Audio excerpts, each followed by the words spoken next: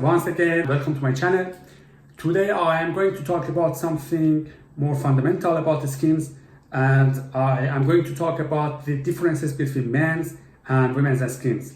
For some times now I was thinking about if there is any actual differences between men's and women's products. I mean the facial care products. And I came to conclusion that it's better to look at the differences between men's and women's skins first.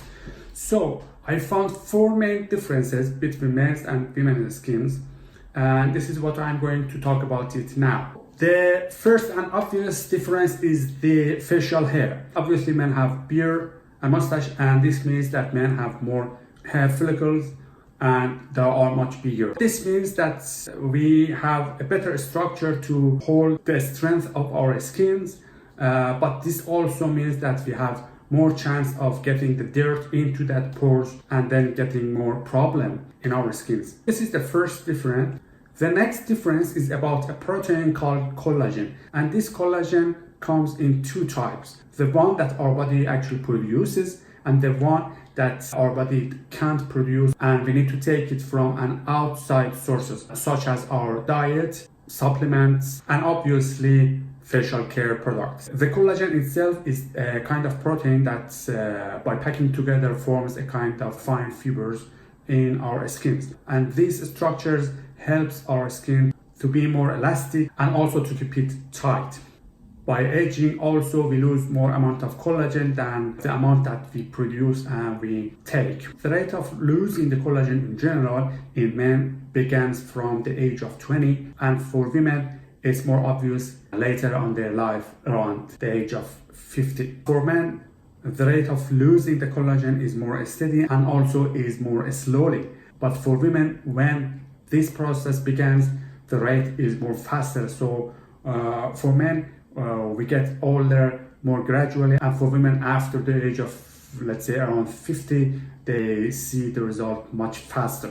So another difference is the production of oil by the skin. There is a kind of oil that called sebum, and this sebum is produced much more by men's skin rather than women, and this excesses of sebum results on the clogged pores, blackheads, and all those sorts of problem for men.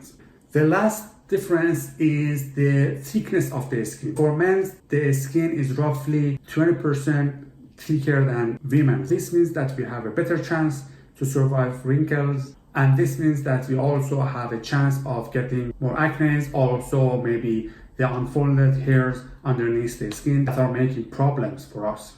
So these are the four main differences between men's and women's skin. Now we are going to see how this means difference between men's and women's facial care products. Because that we have thicker skin, we have more pores and bigger, and also we have more excess oil on our skins, means that when we are talking about scrub and also cleansing products, men's skin needs kind of, let's say, more rough and more effective products than women's.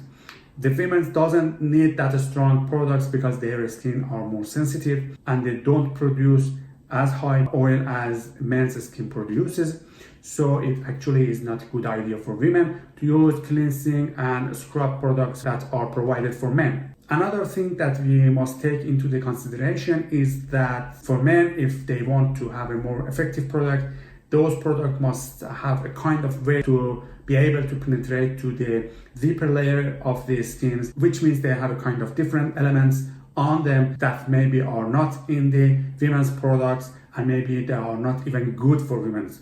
So now we know the main differences between men's and women's products. Let's say that other than these differences, all the formulas that are used for any kind of products are more or less same in women's and men's products. All those essential elements are existing in a good product regardless that if it's for men or women. And that's why that sometimes I also use women's products. So keep watching my channel as I'm going to try and test more different products.